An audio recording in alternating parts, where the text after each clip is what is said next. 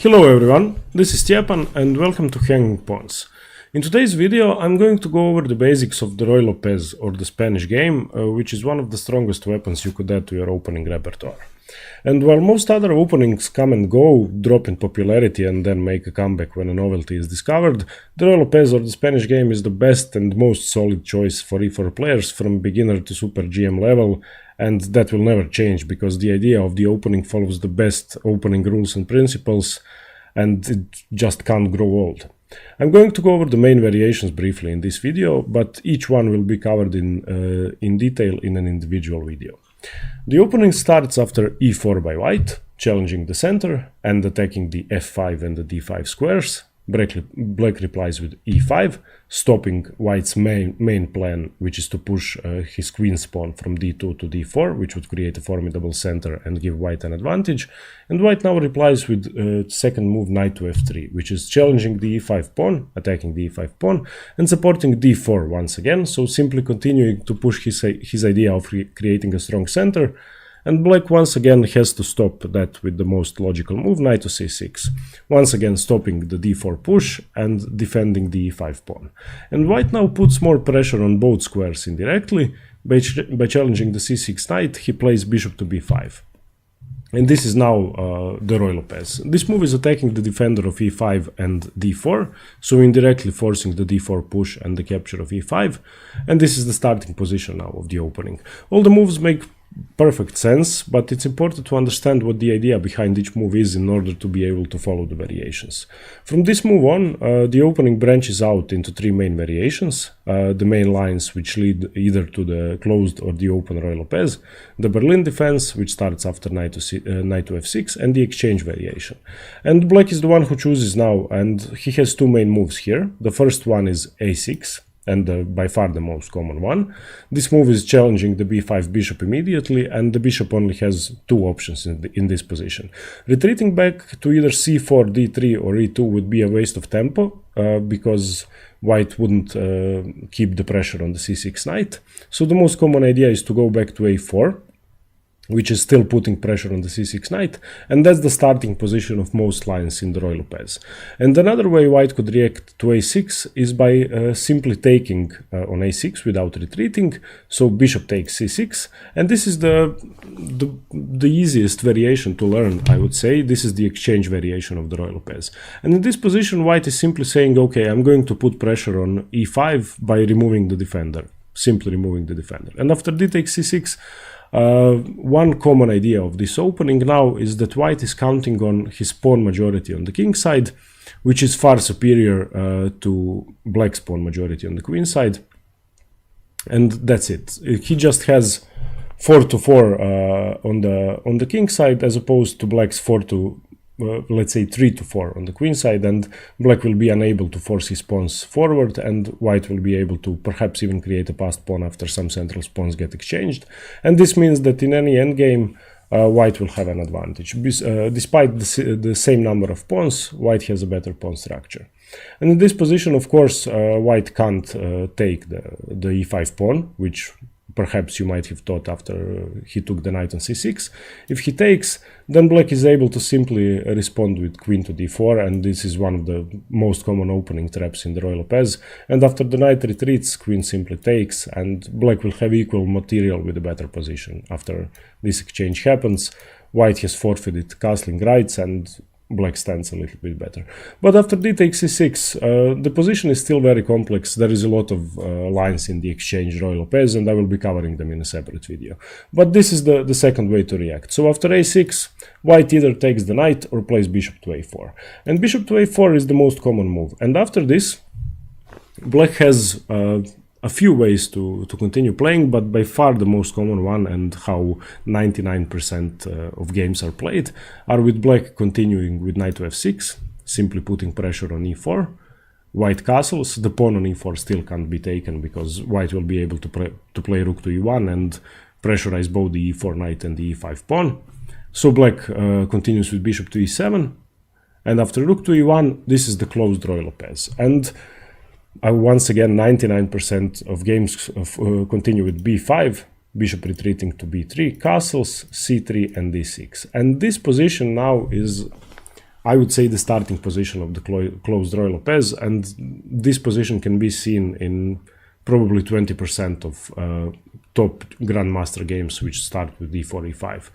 And this position, the closed Ruy Lopez, is with the Berlin defense and the Marshall attack, the third most common line after e4, e5. White in this position has one more move which simply has to be played, and that's h3. And after h3, White has completed the first part of his plan, and he is now letting Black choose how to continue the game. The arrows here are indicating the most common plans for both sides. First of all, White's main plan in this position from the start of the opening, from 1 e4, 2 f3 and 3 bishop b5, the point of each of those moves up till now is to push the d4 pawn forward and to create a strong center with d4. That was the purpose of the c3 move, that was the purpose of every move so far, that's to push the d4 pawn.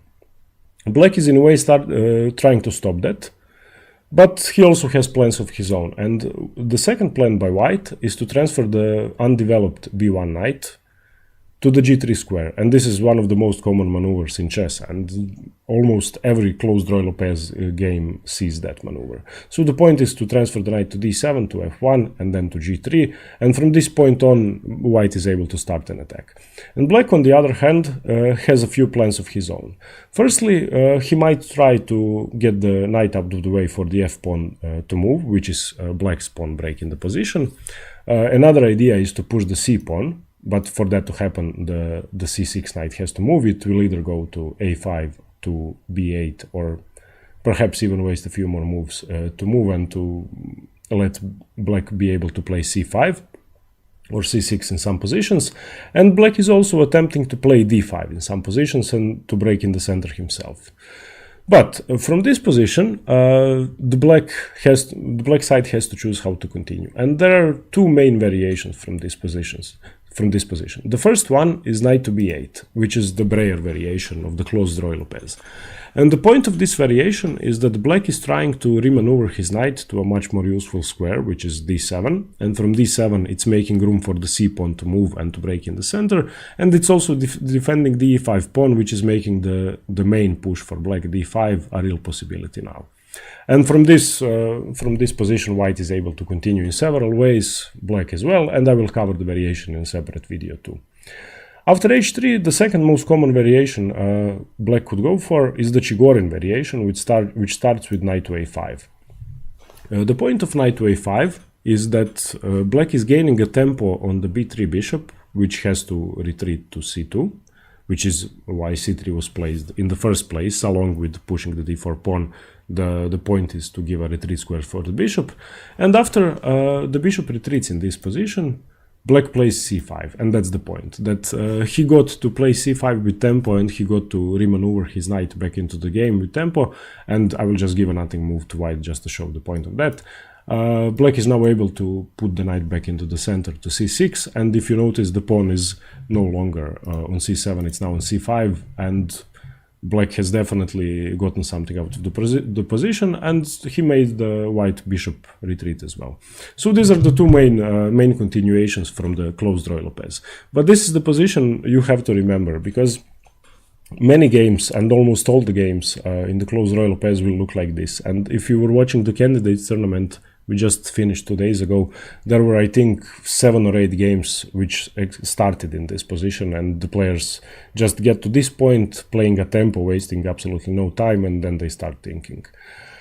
And the other variation, which doesn't go into the closed lines after bishop to b5, the other most useful variation to know is the Berlin defense. And I'm sure you heard about it, and the variation gained so much in popularity in the recent years that it's becoming one of the strongest weapons for Black, especially when he's trying to draw a stronger opponent.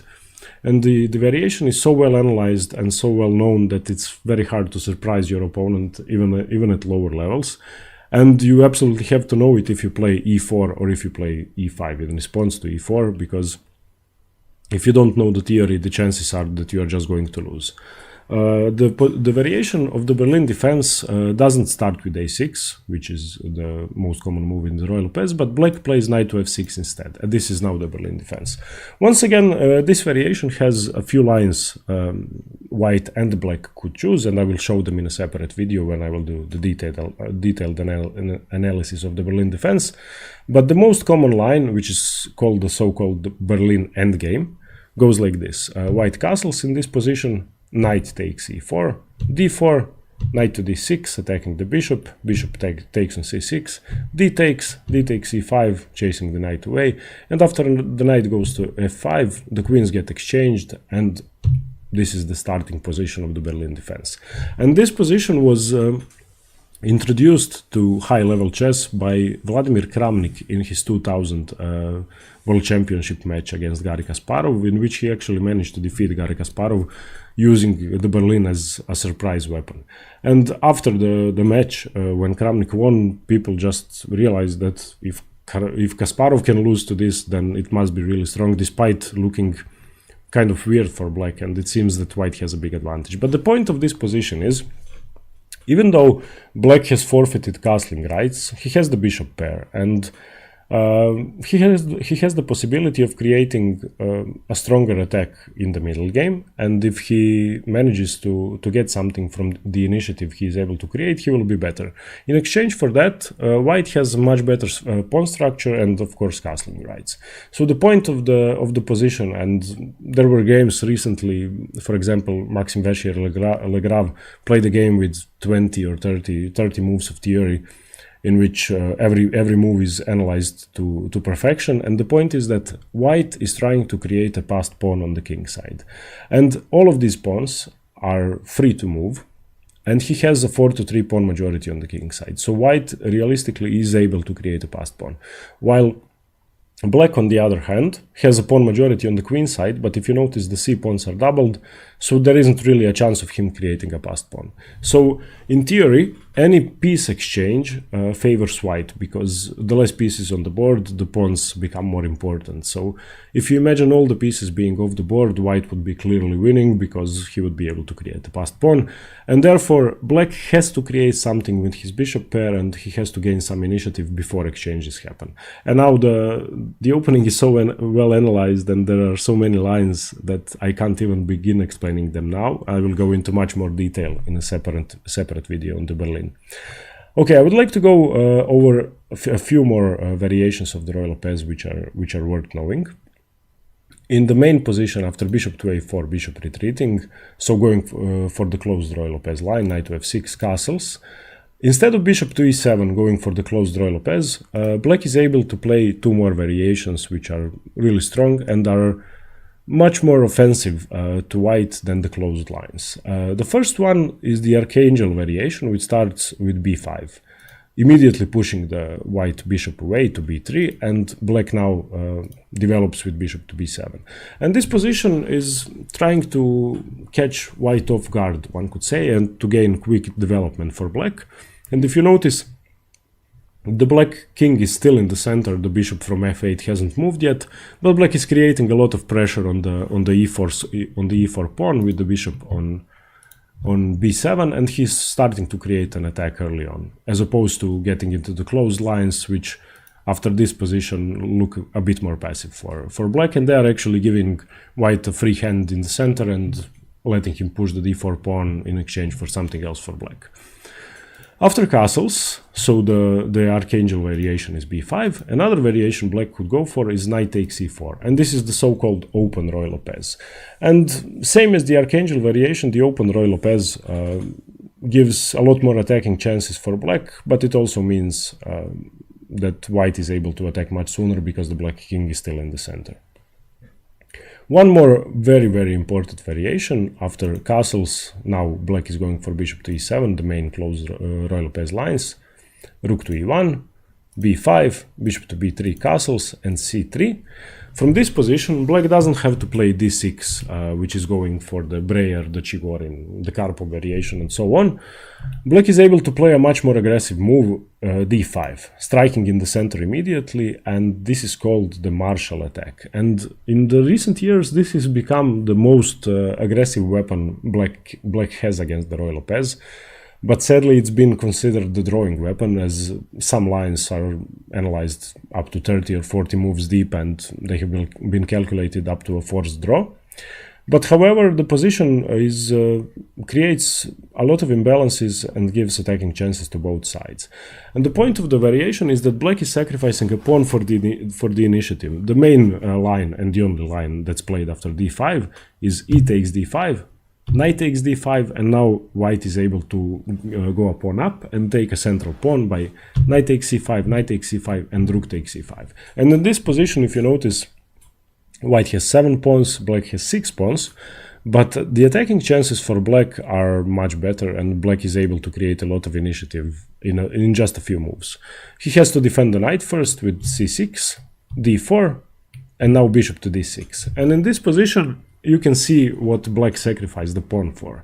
If you notice white's queenside pieces, the rook, the knight, the bishop, and the queen are still completely undeveloped, stuck on their original squares, and black is starting to create a menacing attack using his bishop pair and the queen. And if you imagine the queen coming to h4, which is actually what happens in most Marshall attack games, then black has a lot of compensation, and even more than enough for the pawn he sacrificed.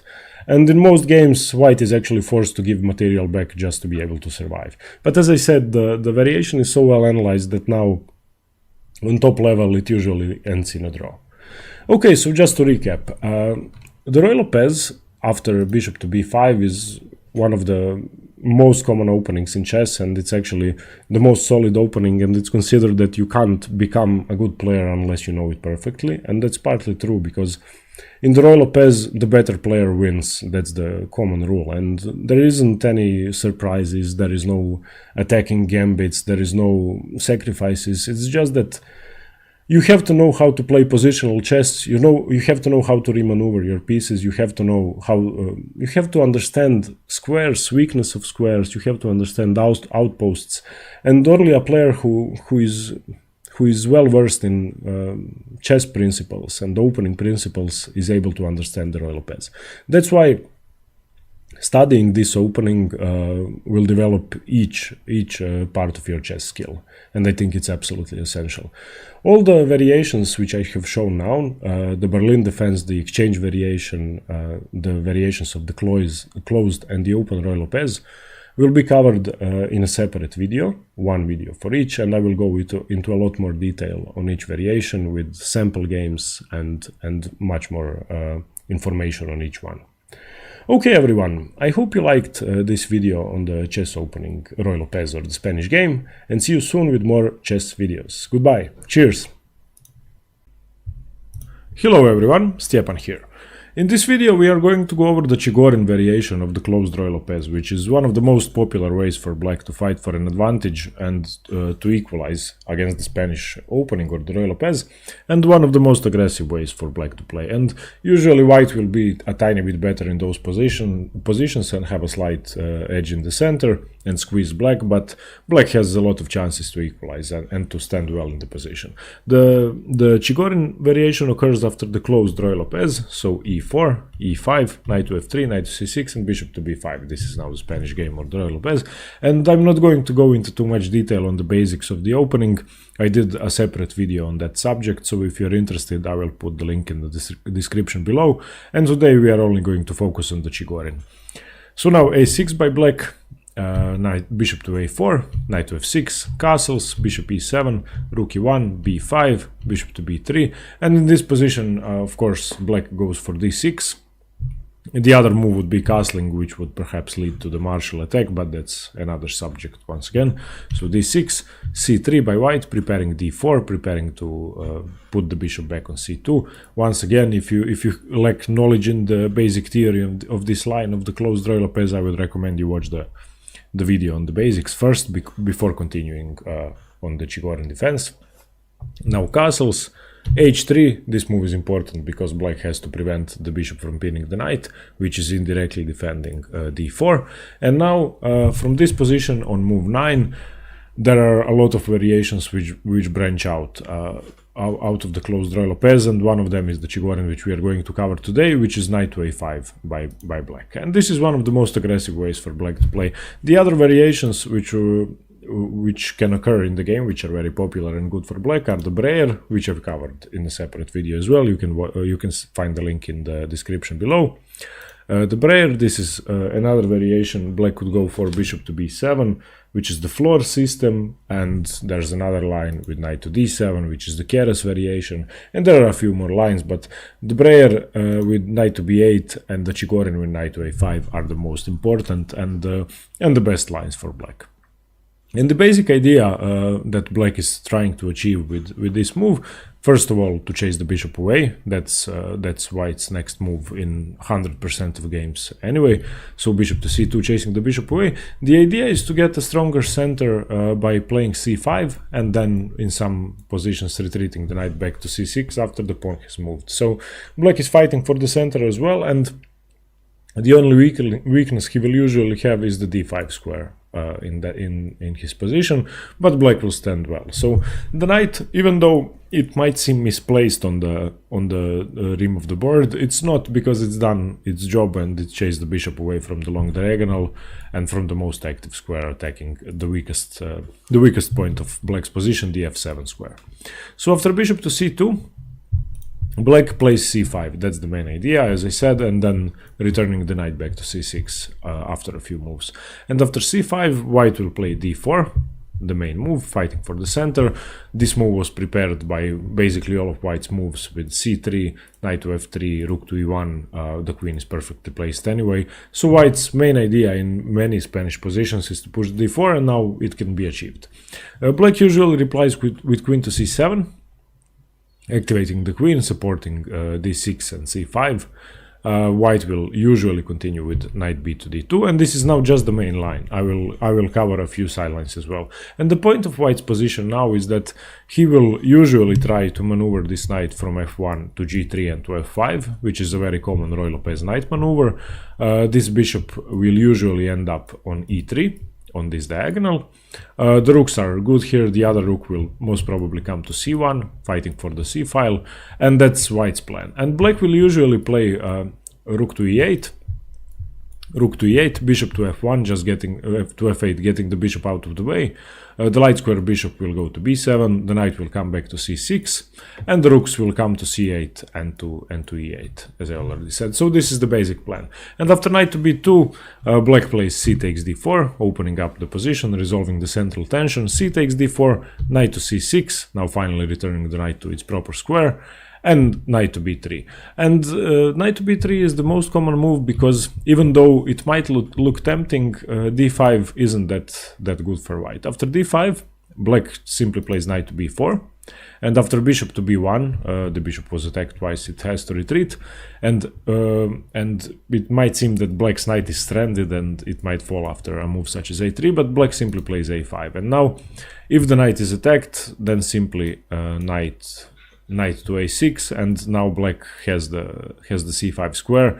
And if white challenges the c5 square with a move such as b4, then after a takes, black would have a much bigger advantage than white on the queen side, and he would have the open a file for the rook. And that's why after knight to c6, d5 is not such a good move. And okay, it does gain space in the center, it's black's main weakness, but you should always be careful, because d5 also creates a lot of weaknesses, especially the c5 square.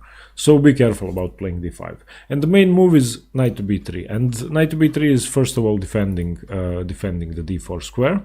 It's rerouting the knight and provoking a tempo by black in a way, because white has to develop his c1 bishop, and the knight has to move for white to do that, and he has just enough time, because now after a5, of course if he allows a4, then the knight has to go back, but white has just enough time to play bishop to e3, and now after a4, knight b to d2 coming back. And this means now that the pawn is sufficiently defended once again, because if if the knight moved somewhere else and covered the queen and the bishop wasn't on e3, then d4 would drop because it's attacked twice and defended only by the bishop if the knight moves. So this is the main line theory: a4 knight b to d2, and now black usually replies with bishop to d7. Bishop to b7 is not considered as good. The light squared bishop should be defending b5 and helping black's queenside pawn push.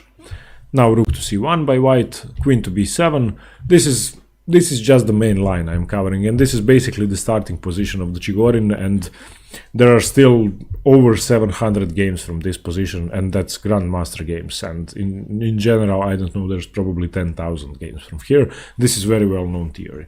And after this move, queen to b7, white usually plays queen to e2. The point of this move is to connect the rooks and give the bishop some support when it comes to d3. So this is a very strong central structure now by white. Queen to e2, rook f to e8, developing his rook. The bishop will, as I said, go to f8. This is the main plan. Bishop to d3, rook a to b8, and now d takes e5. Usually the tension in the center is resolved, and still we are still in common theory. There are 200 games from this position, and I think the highest rated one is Kramnik Michael Adams from 2005. Then there's Shirov Akopian Vladimir, Evgenia Alexeeva Akopian, Shirov Dorfman. So a lot of very strong Grandmaster games from here, and this is still highly theoretical. Now the main move, of course, is knight takes. You are provoking white to take back, so knight takes, d takes, and this is okay. I would stop here with the main line. It goes a bit further on, and there are still a few games from here, but usually the games will branch out even sooner than this. But the main position you have to remember is this one after rook to c1. So usually after, okay, let's just go back. After h3, knight to a5, the bishop has to retreat. Black plays c5, advancing in the center. d4, white challenging the center with his prepared d4 push immediately. Queen to c7, preparing to support his central pawns. Knight b to d2, c takes d4, c takes d4, knight to c6, getting the knight back now that the c pawn is out of the way, of course. Knight to b3, not playing d5, because after d5, knight to b4, bishop to b1, a5, a3, knight to a6, and black would have c5. So the best move is knight to b3, provoking black to push his pawns, but leaving white with enough time to put the bishop on e3. So a5, bishop e3, a4, knight b to d2, bishop to d7 developing, freeing up the c8 square for the rook, so that black can take the c file. Now rook to c1, queen to b7, getting away from any discoveries by the white bishop, because the rook was on c7, of course. Queen to e2, connecting rooks, preparing to support the bishop on d3, rook f to e8, etc, etc. So this is the position. This, after move 17, rook to c1, you have to know it up to this point if you want to even attempt to play the Chigorin. And the main ideas from here on: usually black will try to push through in the center somehow, sometimes getting an isolated queen's pawn, but that's not such a major downside for black. He will advance on the queen side with b4, b3 in some positions when a4 is sufficiently defended. This bishop has to do something, so usually rook to e8, bishop to f8, sometimes even g6 and bishop to g7, getting on this diagonal, or even bishop to h6. And the knight will sometimes reroute. Perhaps the f6 knight is going to go to d7, and then black will prepare f5. So these are some plans. And white usually plays knight to f1, knight to g3, challenging f5. Perhaps the light square bishop will come from d3 to f1, defending the weak h3 square, and those are some ideas for white to remaneuver his pieces. As I said already, d5 is a very risky move, and it should always be calculated precisely, but in some positions it does work, especially in conjunction with a3, which is defending b4, so not giving the knight the possibility to reroute from b4 to a6 and then to c5. So a good plan is a3, d5 for white. Another thing white could try is reroute the knight not to f1 and to g3, but back to b2 and then to c3, attacking b5 and provoking b5, and those are some ideas. But I would definitely recommend you to study some games from the Chigorin. I will link some in the description below, and I will leave I think I will put 10 or 20 games. I'll just write them down for you so we can find them online, and you can find the PGNs of the games very easily. Just type them into Google. And now I would like to go over some sidelines.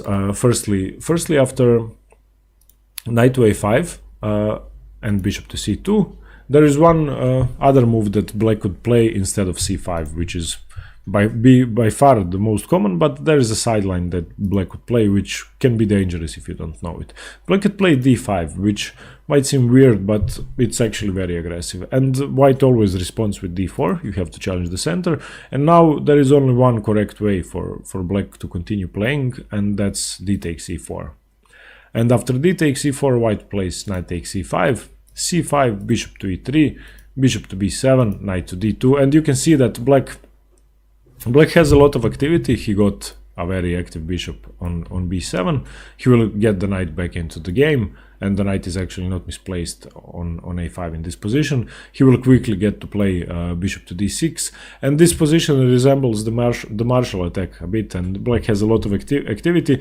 The only thing is that he hasn't sacrificed the pawn yet, even though the e pawn often does fall, because white is placing all of his pieces on it, and white will usually play queen to b1, and the bishop is attacking e4, the queen is attacking e4, the knight is attacking e4. Sometimes the bishop would move to g5, pinning the knight, and then the rook is attacking as well. So there isn't too much hope for black to save his e-pawn, so white usually regains it. That's why one sideline. But c5 is much more common. And after c5 and white playing d4, as I said, the most common move is queen to c7, but some other moves that black could try, which are all good, for example, are knight to d7, but this usually now transposes to the Keres variation, which starts with the move 9, knight to d7. Another possibility is c takes d4 immediately without playing queen to c7, and after c takes d4, playing bishop to b7. This is a slightly more active line. And after d4, another move is bishop to b7 immediately, or knight to c6, just placing the knight back right away. And after d5, knight to a5, black is okay in this position. He provoked d5, so any c4 move by black will lock down the position, and it will resemble the Breyer Ruy Lopez in some positions, so it will be okay for black. But anyway, the Chigorin is a very active position for black. As you can see, I will go back to this position after move 17, rook to c1. And black has a lot of space on the queen side, and with the moves such as rook to c8, rook to b8, he will usually be able to force down even white to back down even further and win some more space. But white has a lot more attacking prospects on the king side, because black doesn't really have anything here. And the only plan, as I said, is to play knight to d7, or even knight to e8, and then to push with f5, perhaps even h6, knight to h7, and then f5. But if black wants to do something on the king side, that's probably the only idea, is to break through with f5. And by the time black does that, white is already on g3 with his knight, sometimes even knight to h4, and then the knights could double on the f5 square, and white will have a lot of attacking prospects, especially if the f6 knight moves, and then the queen could even come to h5 to the attack. So a very double-edged position, but a highly theoretical position, and engine-wise it's completely equal, the first 20 moves, and both sides have good chances, but the middle game plans are what separates the position from being winning or losing for either side. So I would suggest that you learn this position, just learn all the moves, study all the moves. You have to get to know why you play those moves, and firstly study the Ruy Lopez in general and the closed lines in the Ruy Lopez. But if you want to study the Chigorin, you have to remember this, and after that find something of your own. Find the plan. You can look at plans created by other players. I would suggest looking at games by Bobby Fischer, especially the one against Unziker, which he played in 59 in the Zurich tournament. So that's a very instructive way. He actually he played knight to f1 in that game, and then didn't go to h3. He played knight to h2 and knight to g4, which confused Unzicker completely, and he ended up winning a brilliant game because of that maneuver. So there are a lot of deviations you could go for, which black doesn't necessarily have to be prepared for, and you have to find something of your own. But the main thing you have to remember is to get to this position, you have to push through with d4, you have to develop your bishop, be able to bring your knight back to d2, support e5 with the rook, with the bishop, and play a solid position. That if you are black, you need to know what to do with the c5 break, you need to know when to return the knight, you need to know what to do if white ever pushes with d5, how to exploit that. You have to learn how to get the maximum out of your space on the queen side. So those are some things to look out for in the position. Okay, everybody, I hope you liked this video on the Chigorin Ruy Lopez, and I hope you got to learn something, and stay tuned for more theoretical videos and chess analysis. Thanks very much. Hello everyone, Stjepan here. In today's video I'm going to cover an extremely useful but very underrated variation of the Ruy Lopez, the exchange variation. And if you need any more general information about the opening, you can watch the video in which I cover all the basics and the main variations, and I'll put the link in the description below. And in this video I'm going to go into much more detail on the exchange variation. The Ruy Lopez starts after white plays pawn to e4, pawn to e5 by black, knight to f3, knight to c6, and bishop to b5, and this is now the Ruy Lopez. And each move so far was designed to increase control over key central squares, and white is trying to push through with d4 and attack the e5 pawn, the e5 square, and black is fighting to stop that, simply. Black's main response to the Ruy Lopez is pawn to a6, and that's a move which is indirectly defending the e5 pawn and preventing the d4 break. It's disrupting the bishop that's attacking the knight that's defending the e5 pawn and stopping d4, which might sound complicated, but it's actually really simple.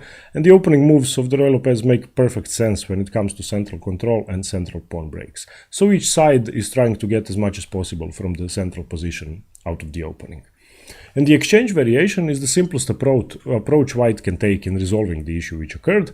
Black is attacking his bishop, which was developed to b5 to disrupt the defense of e5 and d4, so the simplest solution is just to take the knight and weaken black's defenses. And the exchange variation of the Ruy Lopez starts with bishop taking the knight on c6. Bishop takes the knight is removing the defender and strengthening the central key squares in the position, and that's the theoretical idea behind the opening. Now after bishop takes, black has to take with the d-pawn, he has to recapture with the d-pawn, and with this move we enter the main line of the exchange Ruy Lopez. This position is both simple and complicated to play at the same time. And black, it offers white a great positional advantage if utilized properly. What you can immediately see is that black's pawn structure is compromised after d takes c6, and he has doubled c-pawns, which means that any piece exchanges will favor white, because in an endgame, white will be able to create a passed pawn much easier, or he will have a theoretical advantage in pawn structure. And what black got in compensation for the ruined pawns and the doubled c-pawns is the bishop pair. Black got rid of white's most dangerous piece in the symmetrical king-pawn openings, the light-squared bishop, and that's key in this position particularly because the light-squared bishop is often the piece around which the position is based, especially in the Ruy Lopez. And in many closed lines, white will spend several moves to make sure the bishop is safe and remaneuver it to a4, to c2, etc., etc. And the main purpose of the bishop is to attack black's main weakness, the f7 square, which in this position is going to be much easier to defend, and black will generally have an easier time defending. So after d takes c6, in this position, first of all, I'm going to show you one of the most common opening traps in the exchange Ruy Lopez. You might think that white is able to capture the e5 pawn now, since the knight is no longer defending it, but that's actually a mistake. If white captures on e5, then black is able to simply play queen d4, double attacking the knight and the e-pawn, and after knight to f3, knight retreating, queen takes e4, queen to e2, of course, blocking the check, queen takes, king takes e2. Of course, in this position, black can't take the c2 pawn because the queen is pinned to the king, so he has to take. And now black stands better. The material is equal, but white gave away castling rights. So, of course, after d takes c6, white can't take the pawn.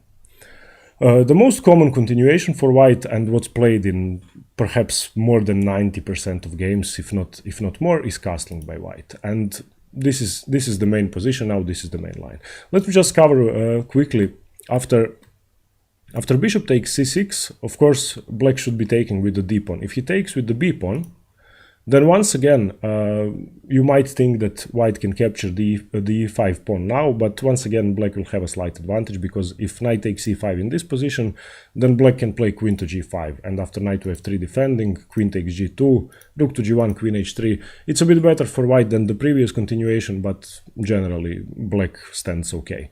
And after b takes c6, even if white castles, which is the best move and the main move, you can see the advantage of black capturing with the d pawn instead of with the b pawn, because now his pawn structure is he did take towards the center. He will have more central pawns, but the position after d takes is much simpler to play, and it's easier to defend for black, and you also get to develop your bishop quickly and open it up on the diagonal. Once you take with the d pawn, the bishop is automatically developed. So d takes c6 is the main move. And now, after castles by white, which is the main move, if black forgets to defend his e5 pawn now, the queen maneuver no longer works. So if black plays a simple developing move, such as knight to f6 in this position, then white would be able, of course, just to take the e5 pawn, and there is nothing black could do about it. So after castles, the main move for black is f6. And that's the main line. That's by far the most commonly played move in this position. Before going further with the main line, I'm going to show you some alternatives to castling that white can play. After d takes c6, white doesn't have to castle, it's just the best move. Another move white could try is knight takes c3, is knight to c3, immediately developing a piece, not castling. And this is basically reversing the move order, and black still responds with f6, defending the e5 pawn, and this is one of the main lines, and almost all the games go like this. White would now strike in the center with d4, e takes d4, knight takes d4, c5, knight d to e2, queen takes d1, knight takes d1, and you can see in this position that white still kept his king in the center, so it's a bit less safe for the white king, but since there are no queens on the board, he has an okay position. It's just a different approach to the position. And after bishop to e6, bishop f4, black would generally castle queenside, knight to e3. This position is a bit double-edged when compared to the main line with castling with move 5, but white is still slightly better, and black's pawn structure is still his biggest deficit.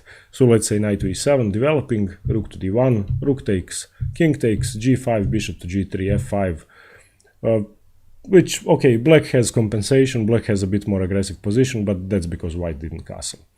So, after d takes c6, either castles or knight to c3. Another alternative white could play after d takes c6 is immediately striking in the center with d4. Not waiting to castle, but striking right away. And of course, black would have to react with e takes d4. White would play queen takes d4, exchanging the queens is favorable in this position because any trades get him closer to the endgame, in which his pawn structure would be much more significant. So queen takes, knight takes, bishop to d7 is the main move. Black is preparing to castle queenside, bishop to e3, castles queenside, knight to c3, and f6 in this position, or bishop to b4 can be played as well. And white has a slight edge in this position, but let's return to the main line with white playing castling, because after d takes c6, castles is played in more than 90% of games. So after castles and black playing f6, which is by far the most common move, this is now the starting position of the exchange variation. White's most common move in this position by far is d4, which is aimed to strike at black's center immediately. And if you notice, well, white now has only one move actually. There is basically no alternative to d4, and in Livebook there is more than 2000 games with d4 and around 30 games only with the second most often played move, which is d3. So this is a must play. You are striking in the center immediately and immediately exploiting the weak position of the black king that's still stuck on e1. So the position could become extremely dangerous for black if he isn't careful. E takes d4 is the only reply, and now knight takes d4. Of course, you can take with the queen as well. Queen takes d4 is also a good move, and in both variations white has an edge, but keeping the queens on is a smart idea for white because black's king is on e8, vulnerable to attack, and it's much easier to create chances with the queens on the board. And the game could continue bishop to d6, bishop to e3, etc., etc. And okay, white is still better, but black could have exchanged queens as well, which would relieve the pressure on the position. After knight takes d4, the main continuation in this position is c5. This is the main move, immediately chasing the knight away, knight to b3, and now black commonly exchanges the queens anyway.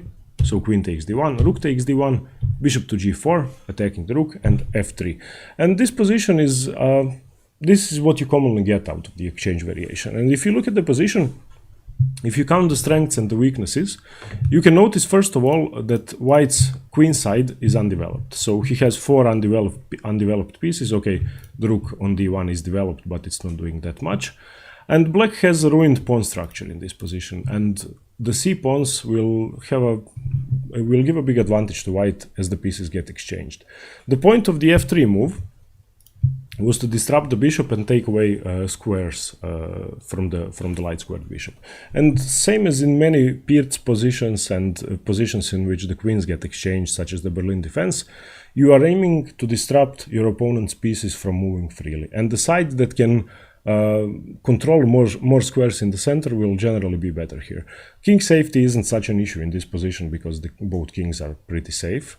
And the only thing you have to worry about is piece activity and pawn structure. And the main continuation after this is bishop to e6, of course, bishop is retreating, bishop to e3 developing, now attacking the c pawn twice. Black would have to defend with b6, and now knight to c3. And this is, actually, this is still mainline theory, and there is still maybe 100 games played from this position. And this is the position which you have to remember. Let me just return to some alternatives for black after castles. So I said f6 is by far the main move, and you will see f6 in most of your games. But after castles, black could also go for queen to d6, which is one alternative to f6. It does defend e5, but is blocking the f8 bishop. And another move black could try instead of f6 and queen to d6 is bishop to g4. This defends the e5 pawn indirectly, pinning the f3 knight to the queen. And knight to f6 as well, which isn't that good. White could try knight takes e5 in this position, queen to d4, knight to f3, and black, of course, in this position can't take the e4 pawn, of course, because white would simply play rook to e1. And this is the starting position. If you remember, white was able to take the e5 pawn. White wasn't able to take the e5 pawn before black played knight to f6, but in this position now, after white castles on move 5, black actually has to worry about that and has to defend. So this is what would have happened if black doesn't defend e5. So knight to f6 would be a mistake, and white would be able to take the pawn, and queen to d4 doesn't work because knight to f3, and if you take the e4 pawn, then rook to e1 wins immediately. So f6 after castles for white, f6. And if you follow the main line, this is d4, e takes d4, knight takes d4, and this is the position you have to remember. Now from this position on, of course, you don't have to follow the main lines with c5 for black, etc., etc. But what you have to remember is that if you are black, you need to gain the initiative as soon as possible. And perhaps you shouldn't even have to worry about the positioning of your king, because even though your king is unsafe, you should be the one attacking, because long term you will suffer if the pieces get exchanged. So try to attack as soon as possible. And if you are white, first of all, try to exploit the fact that black's king is on e8. Try to create as much pressure as possible. Don't attempt to exchange queens. Don't allow black to exchange queens if possible, if it's possible. And try to attack black as soon as possible. And even if you don't manage, any exchanges will favor you. So if you exchange pieces, your pawn structure is much superior to black's pawn structure. If you notice these pawns, black isn't able to create a passed pawn here in this position, and white is very much able to utilize his 4-3 pawn majority on the king side. And if you imagine all the pawns just moving forward, white would be able to create a passed pawn much easier than black, because black's c pawns are doubled, and pretty useless in this position. And this is the same as in the Berlin defense. And this is actually a pawn structure which you have to study if you want to play the exchange Ruy Lopez. This is the main asset white has in this position. And if white can compensate enough with the pawns for being deprived of his bishop pair and relieving the pressure from black's f7 square, then white will be much better in any endgame. Okay, everyone. Thanks for watching. I hope you got something from this video and that you learned something about the exchange variation of the Ruy Lopez. And stay tuned for more videos on chess theory. Thanks very much. See you soon. Bye. Hello everyone, Stjepan here. In today's video I'm going to go over one of the most aggressive defenses black could choose to the Ruy Lopez by white. And that's the Archangel or the Arkhangelsk defense in Russian, a defense which was named after a city in which supposedly the Russian grandmasters devised the defense and how to play it. It occurs after, of course, e4, e5, knight to f3, knight c6, bishop to b5, the Ruy Lopez or the Spanish game. And once again, if you lack general knowledge in the opening and would like to learn the common theory, you can watch a separate video I've made on the basics. I will put the link in the description below. But today we are going to focus on the Archangel defense. So a6 by black, the most common response, chasing the bishop away, bishop to a4, knight to f6, and castles in this position by white. And now the common way for black to play in this position would be to play bishop to e7, and that would enter the closed Ruy Lopez, and after that the position would branch out into many different openings. But the Archangel is the most aggressive way to play, and that's b5 immediately by black. And what b5 does, it neglects black's king safety. It leaves the king in the center, but in exchange for that, black gets immediate development and very much initiative when compared to closed Ruy Lopez lines such as the Chigorin or the Breyer. So in this position, of course, white retreats the bishop. And now black immediately plays bishop to b7. And now you can notice that the bishop is very active on the long diagonal already. And if compared to some other Ruy Lopez lines where instead of these two moves, b5 and bishop to b7, black would have played bishop to e7 and castles, then you can immediately see that black's position is much more active in the Archangel defense. So after bishop to b7, white now most commonly plays d3 now, solidifying the center, but that's not the only response. Equally good is rook to e1, defending the e4 pawn as well.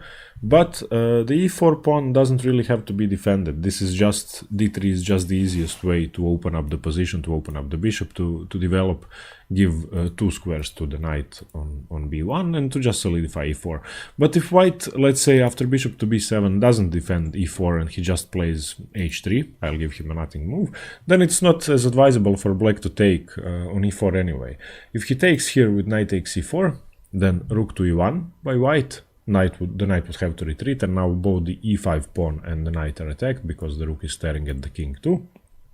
So knight to c5, attacking the bishop, and now not taking the pawn with the knight and just exchanging pieces, but a very aggressive move by white d4 in this position, which is, of course, the pawn is pinned, it can't take the d4 pawn, and the knight is attacked, so the knight has to capture the b3 bishop, and now knight takes c5, not taking with the pawn, and now threatening a discovered check by the rook. So the best move for black would be bishop to b7, bishop to e7, covering the discovered check, a takes b3, knight takes c5, and d takes e5.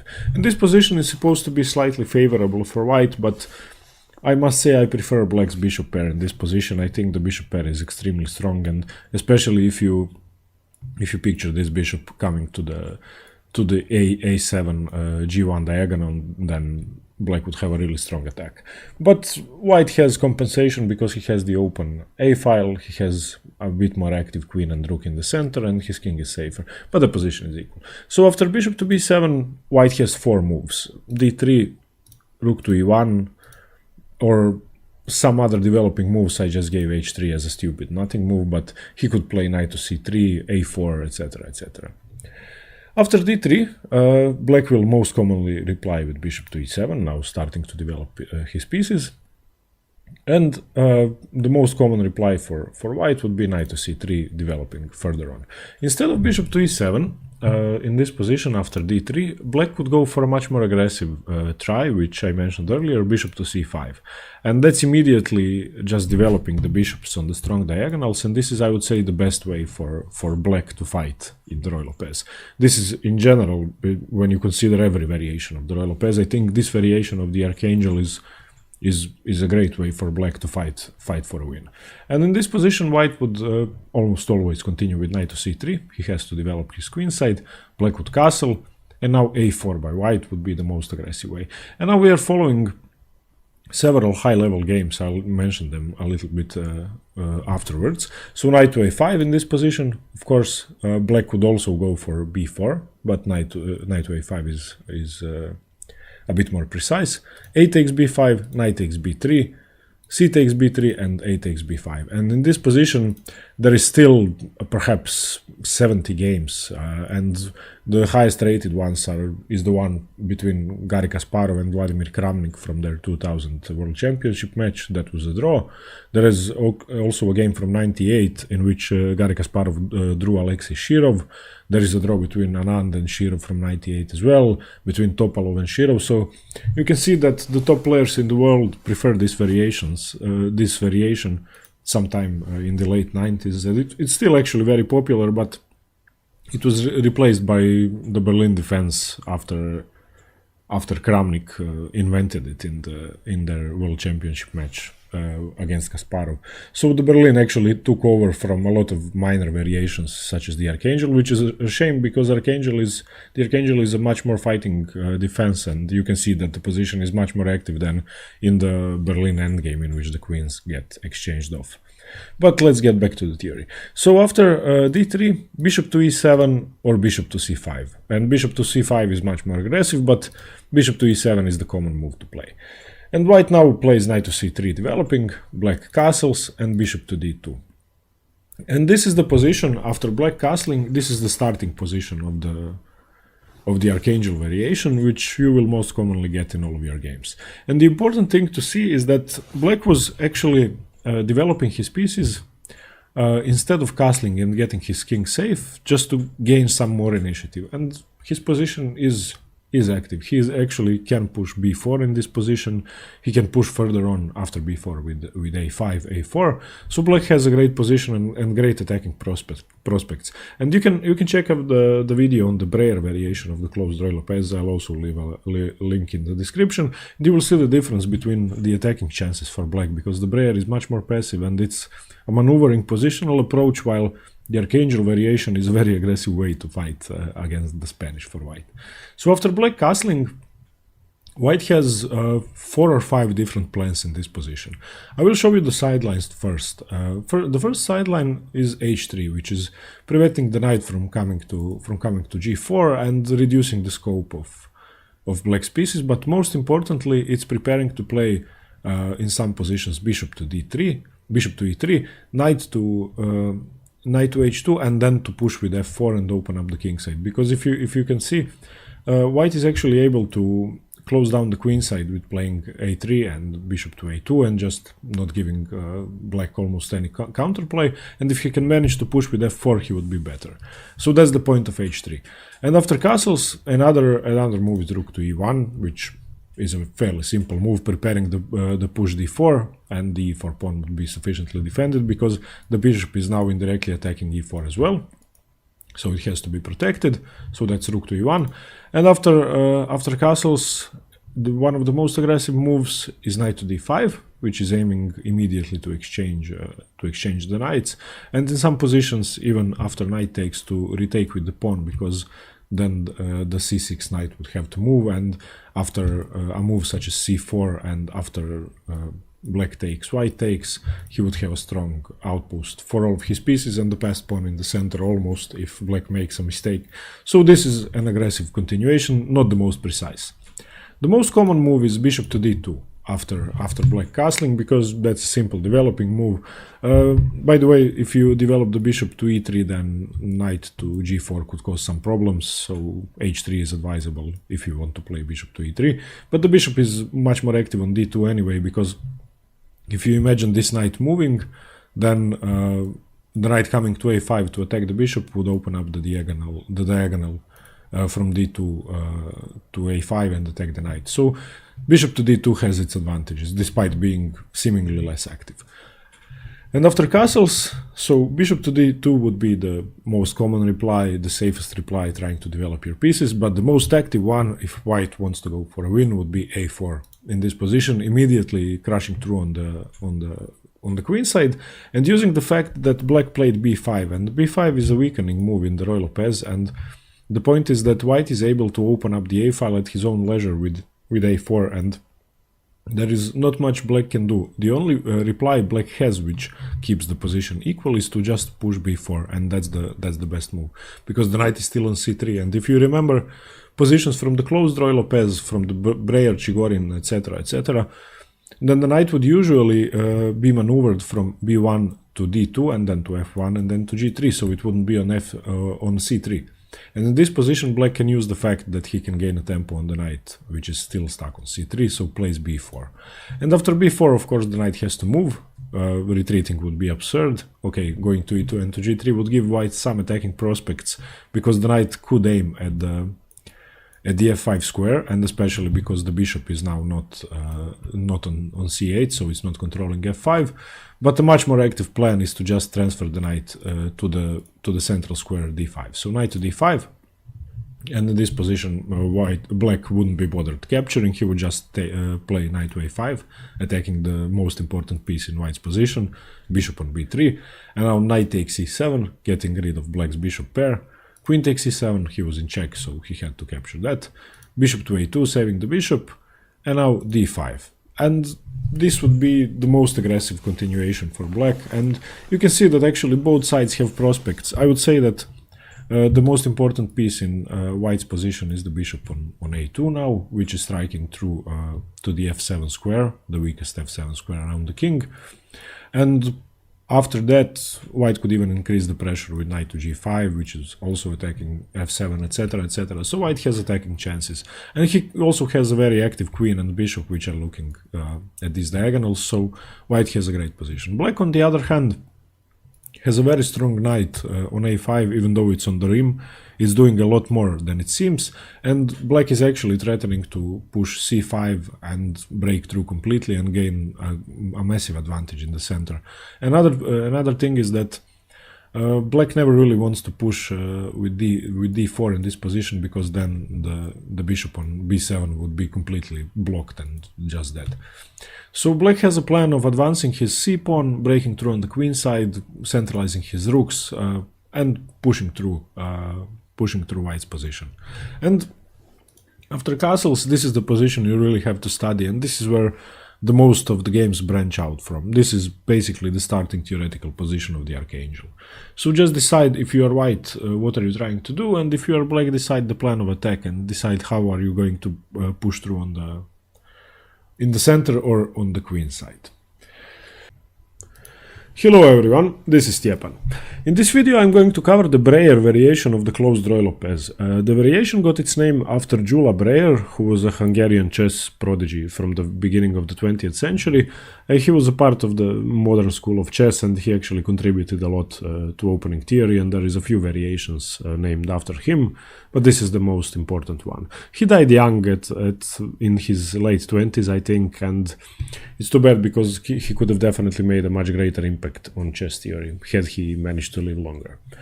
The theory of the Breyer variation has been developing for the last 50 years, I would say, and it's one of the most important and one of the most often played variations of the closed Ruy Lopez, and it was a favorite of many players, such as Anatoly Karpov and even Gata Kamsky today.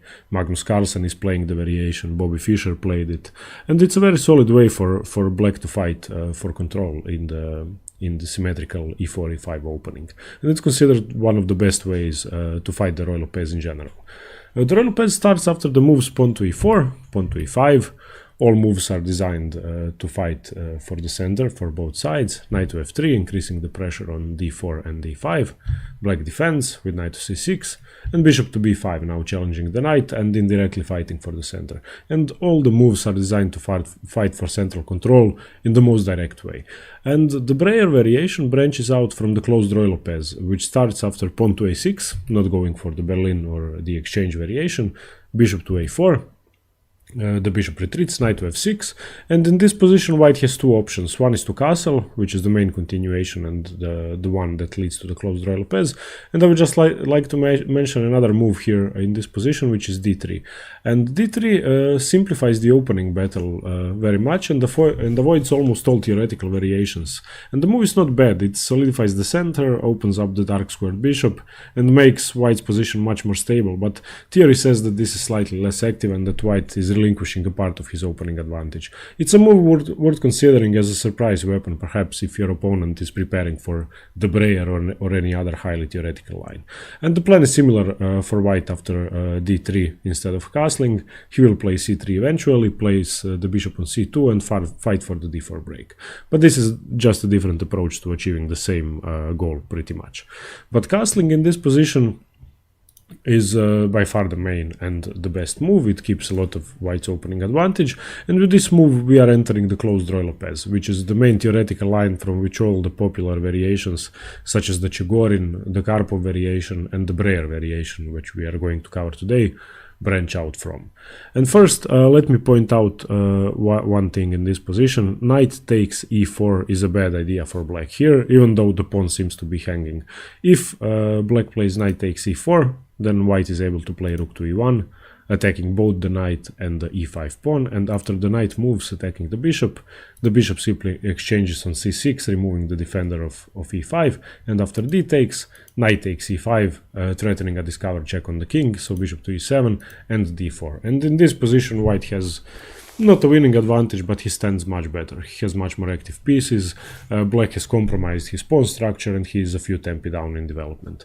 So after castles, the pawn can't be taken, and black usually continues, in 99% of the games, continues with bishop to e7, preparing to castle, and white plays rook to e1. And now this is finally defending the e4 pawn, and now this is really threatening the e5 pawn for the first time, so black has to react. White is aiming to capture the c6 knight, removing the defender, and just simply win e5, so the best way to stop that is to block the bishop, therefore b5 is played. So b5, and b5 has become the main move for a good reason. It opens up a square for the light squared bishop, it blocks the white bishop on a4, and it also gains valuable space on the queen side. And white of course retreats the bishop with bishop to b3. And from this position, both sides develop their pieces in a way that still fights for central control, and the d4 and the d5 breaks. And one downside of black playing b5 on last move is that white is now able to open up the a-file at his own leisure with a4, and thus this gives additional attacking prospects to white on the queen side, as opposed to black, who can't decide whether the queen side will be open or not. So another thing, I would like to mention, if you are unfamiliar with this opening theory of the Ruy Lopez and how to enter the closed Ruy Lopez, I would recommend you watch the video on the theory of the Ruy Lopez or the Spanish game in general. I will leave the link in the description below. But after bishop to b3, black now continues with d6, which is opening up the bishop and solidifying his e5 pawn finally, because black is aiming to attack the bishop on b3, the light squared bishop on b3, which is white's most powerful piece, and he's going to do that by playing knight to a5. And without d6 being played, the e5 pawn would fall. It would be attacked by the f3 knight. And now that d6 was played, white has to make an escape square for the bishop, and giving up the bishop for the knight would be positional defeat and positional suicide for white. So white plays the only move in this position, c3. And now if black attacks the bishop can retreat to c2, and black would be wasting a move with knight to a5. So black now just castles, finishes development in this position, And here, white plays the last move of common theory in the closed Ruy Lopez, so to say, the last move before the closed Ruy Lopez branches out into several different variations. He has to prevent black from attacking d4 and stopping the d4 push. And the only way black can put more pressure on d4 is indirectly by pinning the f3 knight. So black would like to play bishop to g4, and bishop to g4 would pin the knight, therefore reduce the defense of d4, and white wouldn't be able to strike with d4 in the center. So white has to stop that. He stops it with h3, and this is now preventing the bishop from pinning the knight. And this is the final position of the closed Ruy Lopez. This will have been played a tempo in almost all higher rated games, and you absolutely have to know this position and memorize it. And you also have to know the reasons behind each move. So this is absolutely crucial. You have to remember that white is fighting for the d4 break the whole game. He is reinforcing it with c3, with the knight on f3, with the queen on d1, and that's his main idea in the center, and black is aiming to stop that, and he's doing that with his e-pawn, with his knight. He will eventually try to play c5, he will perhaps try to play f5, and he was aiming to pin the f3 knight as well. So the whole idea of the opening is revolving around the d4 break for white, the d5 break for black, and the control on all sides of the board, but mainly in the center. And from this position, the closed Ruy Lopez branches out, and today's subject is the Breyer variation of the closed Ruy Lopez. The other lines branching from this position will be covered in separate videos. The Breyer variation starts after black plays knight to b8 in this exact position. And you might think this move is strange or underdeveloping, but it's actually very logical and extremely useful in this position. If you think about it, the knight has already served its purpose of defending the e5 pawn when it was necessary, and he has no use on c6 anymore now that the center is solidified with d6. And the knight is thus being transferred to a much more useful square, and it's being given a more important role in the center, in both defense and in the attack. And the plan is to remaneuver the knight from b8 to d7, a square from which it can support c5 and e5. And the second main purpose of the move knight b8 is that it allows the c pawn to move, so it's no longer blocked by the knight. And thirdly, the bishop on c8 can now develop on the long a8 h1 diagonal, which is very important. So the move knight to b8 definitely makes sense. White now replies with d4 in this position, striking in the center. And this is basically the only move white could consider after knight to b8. Everything else is far too inferior, far too slow, and it's not using the fact that black did play knight to b8, wasting a tempo pretty much and not playing an aggressive move. And d4 is finally gaining central space white fought for since the start of the opening, since e4 and knight to f3.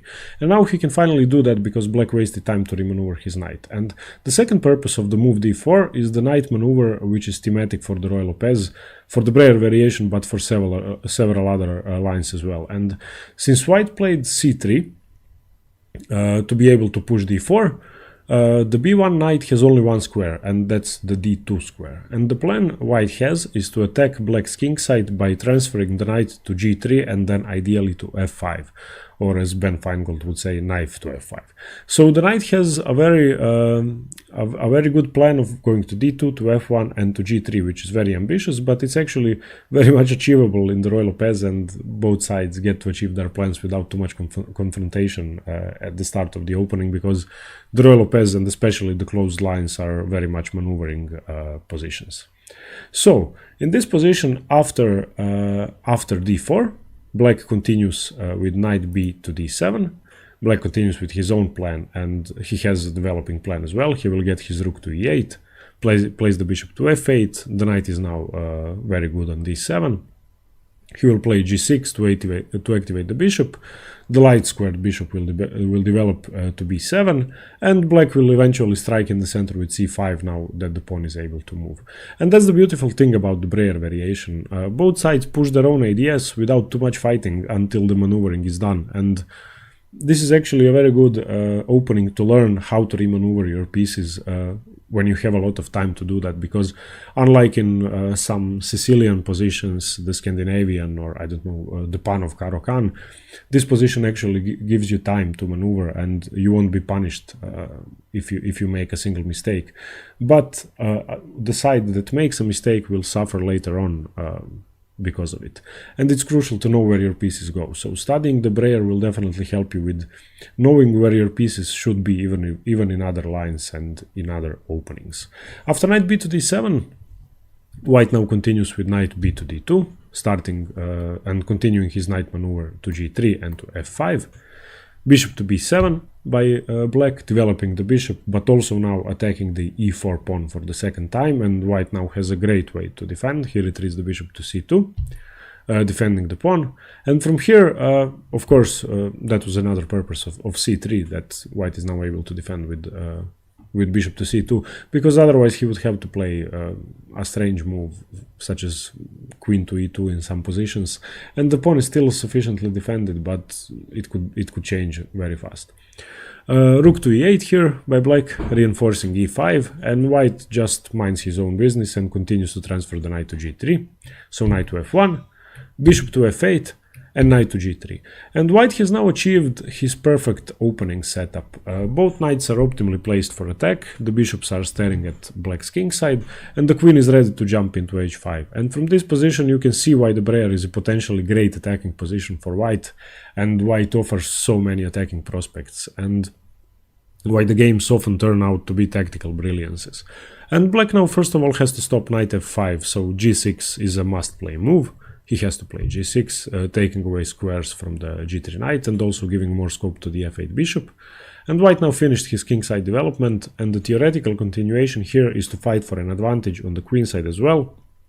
So white strikes with a4, and that's using the fact that black weakened himself with b5, which once again is not a bad move. It was the best move in the opening, but it also has a downside, and that's the fact that white is able to open up the a file when he feels like it.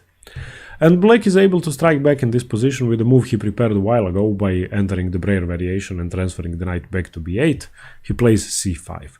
And the best move as a reaction to c5 is actually just to close the center down with d5, and black now replies with c4. And the position after c4 is considered to be the main starting position of the Breyer variation of the closed Ruy Lopez. And this is the position you will get in almost every game, if you know the theory and if your opponent knows the theory, and this is the absolute best line for both colors. And now black has a solid position, a great square for the knight on c5, and he has great attacking prospects as well. And it's considered to be almost completely equal. And from here the games actually start, and players can branch out into several different lines. There is around 700 Grandmaster games from this position, so a really large database to study from. And from this position white will usually continue with bishop to g5. This is the most commonly played move, threatening to play queen to d2 and attack the h6 square twice. So black has to react immediately with h6, preventing that, chasing the bishop away. The bishop goes to e3. And from this position the games continue in several different ways. I'll quickly show you one sample game, or a part of one sample game. It was played between Anish Giri and Sergei Karyakin in 2014, and just to show their middle game ideas and how white managed to exploit his opening advantage. Sergei Karyakin was black here. He continued with h5, expanding on the king side. Queen to d2, Giri finishes development and connects rooks.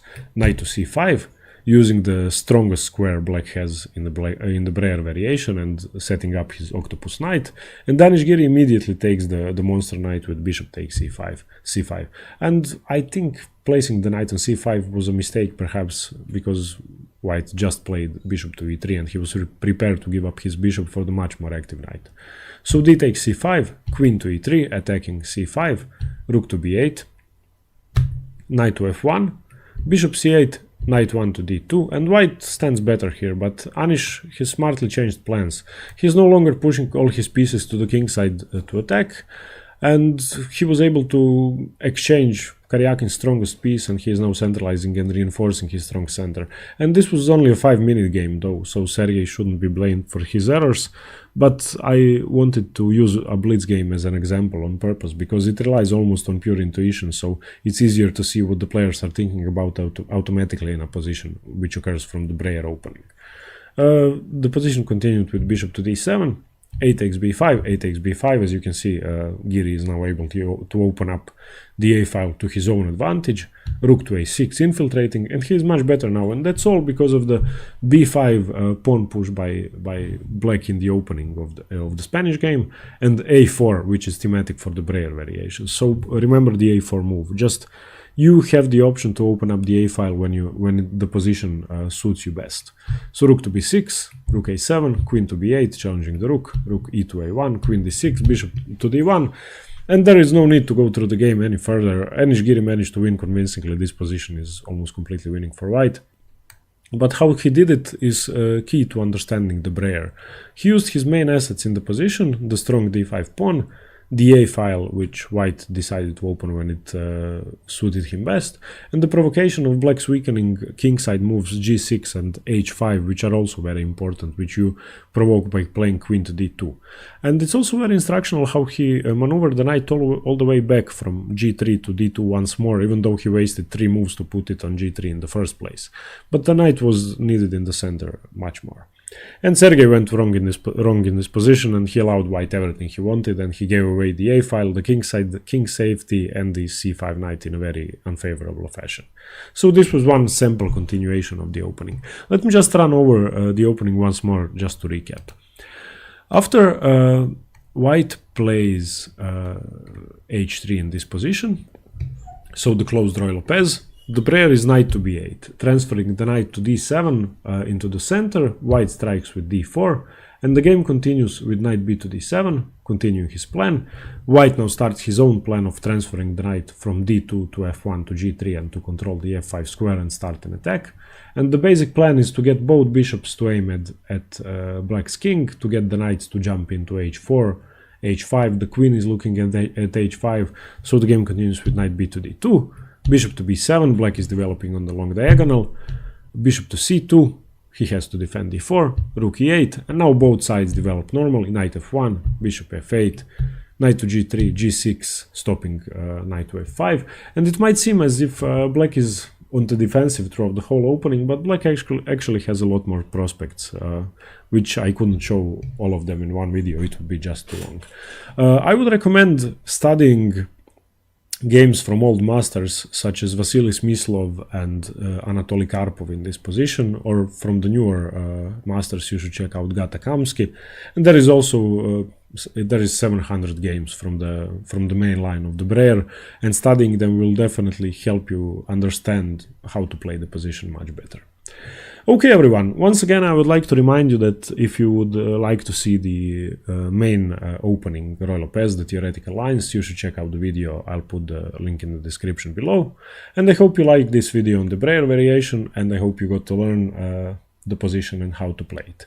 Thanks very much for watching, and stay tuned for more chess videos. Thanks very much. Hello everyone. In this video I'm going to go over the Berlin defense in the Ruy Lopez or the Spanish game, which is one of the best defenses black has to bishop to b5 on move 3 against the Ruy Lopez, and one of the most solid lines black could go for if he wants to draw or have a safe, solid position. It might be considered a bit too solid in fact, and a bit drawing, but the position is great for black, and black has a lot of winning chances too. The Berlin defense occurs after the Ruy Lopez, of course, e4, e5 by black, knight to f3, knight to c6, and bishop to b5. And if you are unfamiliar with the general theory of the opening, I would recommend watching the video I made on the basics. I will put the link in the description below. And here we are going to focus only on the Berlin defense. And the Berlin occurs after black plays knight to f6. This is now the Berlin defense. Black doesn't go for a6, which is the most common move for black on move 3. He plays knight to f6 instead. And I'm going to cover two main lines of the Berlin defense. One will be the so-called Berlin endgame, or the Berlin wall, after white castles on move 4, and one will be the best alternative to the endgame white could go for with d3. on move 4. And both positions are solid enough for both sides. Both sides have chances in both variations. But the endgame, the Berlin endgame, is considered to be the best way for black to play this position. Okay, the Berlin endgame starts after white castles on move 4, and the point of black's move knight to f6 was to immediately strike at the e5 pawn. So that's the idea of knight to f6. And with this move, black is saying, I'm going to capture the pawn, and he doesn't play a6 and b5, he doesn't chase the bishop away, he simply attacks the pawn. And white reasons that if black does take the pawn, then he spent 2 tempi to take the pawn, because he placed the knight from g8 to f6, and then he took the pawn with the knight from f6 to e5, so spending 2 tempi. And black is already half a tempo down, because he is second to move at the start of the game. So white has a lot of initiative for the pawn if black chooses to take it, and white is able to regain the pawn anyway. After castles, black now of course takes the pawn. Knight takes e4, and the Berlin endgame occurs after d4 by white, opening up the center and exploiting the fact that black's king is still stuck on e8. The black king is undefended, and the best way to exploit your advantage in development is to open up the position, and white does exactly that. d4, the knight has to retreat to d6, otherwise white is threatening rook to e1. Knight to d6, it's attacking the bishop on b5.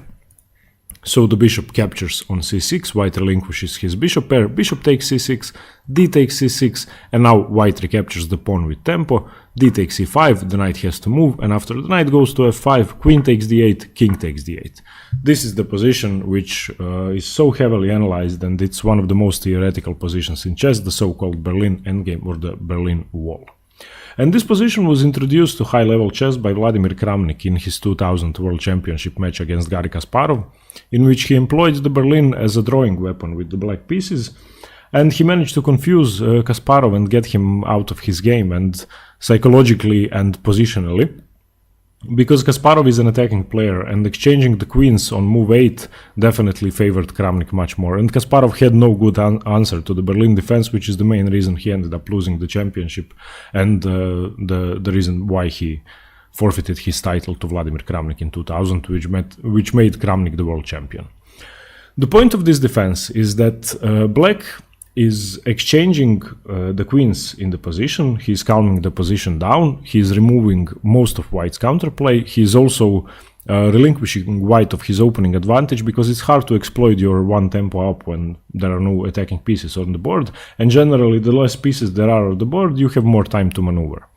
Now with the upsides and the downsides for both players. First of all, white has conceded something. He has castled, he has a lead in development, that's clear, but he has one clear weakness in the position, which makes some other factors of his pieces weaker as well, and that's the pawn on e5.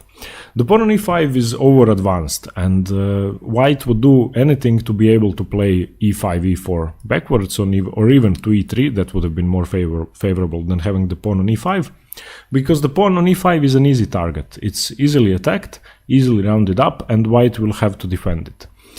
Secondly, the pawn on e5 is reducing the scope of the bishop on c1, and the bishop would want to develop to f4, it will in most lines too, and if the pawn wasn't on e5, the bishop would have much more scope. That's the second thing. Another thing is that the pawn on e5 makes a lot of white's light squares in the center much weaker. So, of course, in this position, black is able to control e6, d5, as well as e4, because the pawn is on e5, and if you noticed, white doesn't have the d-pawn anymore, so there is no way to challenge the center further.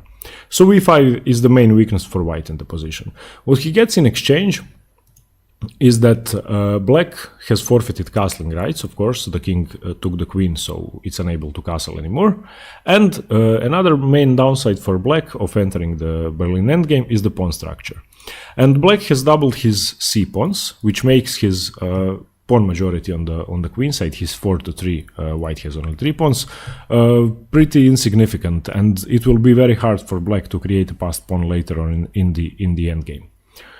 The second thing that is significant for black's position is the fact that he has the bishop pair. White, if you remembered when he took the knight on c6, he took it with his light squared bishop, and after black recaptured, this meant that white relinquished his bishop pair. And usually the bishop pair is much stronger than a combination of minor pieces such as knight and bishop or two knights, especially when the center of the board is open. And if you notice, the d file is completely free of pawns. The e file is semi-open, it only has one pawn on it, so the bishops are much more powerful than the knights in this position, and that's one of black's main assets. So this is what they get from the position. White will, of course, because of black's doubled c-pawns, have a very real pawn majority on the king side, and white has a 4-3 majority as well, but his pawn majority is real. And if you imagined all the pieces being off the board, then white's pawns advancing will eventually produce a passed pawn, inevitably, because he has a 4-3 majority. If you took all the pieces of the board, as well as the kings, which wouldn't be a real chess position anymore, but just for argument's sake, then white would simply push all of his pawns, make a passed pawn, and win the game. So, what black wants to do in the Berlin endgame is activate his pieces as soon as possible and get the initiative with his bishop pair. So, as long as there are pieces on the board, black is equal or holds a slight attacking advantage, and when the pieces get exchanged, white will generally be better. So this is the main plan for both sides. Black wants to attack, and white wants to trade off the pieces and use his pawn majority on the king side. That's the main plan, and all of white's moves will revolve around pushing those pawns to queening. At this point, after the king captures the queen on d8, white has 3 moves in this position. Okay, there are more moves, but 3 good moves, 3 responses on move 9. The oldest move in this position, which was played before Kramnik used the Berlin defense, was rook to d1 check, gaining a tempo on the king immediately and developing, getting a free move virtually. He gets a free move by checking the king. And after rook to d1 check, the king would go to e8, knight to c3, developing the knight, knight to e7. Black is transferring his pretty useless knight from f5 to g6 in order to be able to attack the e5 pawn immediately. h3, white is preparing his kingside pawn avalanche. Knight to g6, attacking e5. b3, preparing to fianchetto the queenside bishop. Bishop to e7, bishop to b2. And this would be sort of the starting position of this variation after rook to d1. The biggest problem for white in this variation, even though he gained the tempo on the king, is the fact that the d file is now taken over by the f rook. The rook came from f1 to d1. And okay, he gained the tempo, but the major downside of taking with the f pawn is getting the f pawn to the d file is the a rook, and the a rook now has no good squares to develop to. And the a rook would like to be on d1, and the f rook would like to be on e1, so he would have both rooks developed on open files. And this way, after playing rook to d1 check, white will have to spend another 2 tempi to develop the rooks normally. So, in fact, it's not that he won a tempo by checking with the rook on d1, he actually lost 1 tempo. So this variation isn't that common anymore. Okay, it's played, but the other 2 variations are much more commonly employed against the Berlin. The second line, after king takes d8, is pawn to h3, and this move is immediately signifying white's pawn majority and preparing to push the pawns, and this is probably the most correct continuation for white, because he is immediately using his main asset in the position, his kingside pawns. And the line would go king to e8, once again the king gets out of the way, knight to c3 developing, h5, black starts to slow white down on the king side, bishop to f4, and now we once again notice the downside of the e5 pawn. The bishop has reduced scope and reduced mobility. Bishop to e7, rook a to d1. This is the pro of not playing rook f to d1 check. Now the correct rook is on the d file. Bishop to e6, developing, knight to g5, and now a very common maneuver for black in the Berlin, and the second reason h5 was played, black is now able to play rook to h6, developing the rook. Since he lost castling rights, there is no really easy way to get the rook to f8 and into the game, so this is the fastest way. And as well, if white should ever capture the bishop on e6, then just rook takes e6, and black wouldn't have doubled pawns on the e file, or an isolated pawn, I'm sorry. And after rook to h6, white will usually play rook f to e1, finishing development, and this is now the starting position. And as I already said, black has a clear plan of attacking, and white has a clear plan of exchanging pieces and trying to advance his pawn majority on the king side. So this is the second continuation after king takes d8, h3. The most common line, however, which was played over 5,000 times in Grandmaster games, the most common continuation, is after king takes d8 to play knight to c3, immediately developing, challenging the center, and trying to involve the a1 rook into the game as soon as possible to be able to get it to the d file. After knight to c3, black usually responds with king to d8, king to e8. However, there are other moves. This is just the most common one and the best one. h3, h5, and the position will now transpose to the last position we saw after h3, and the position will be very similar.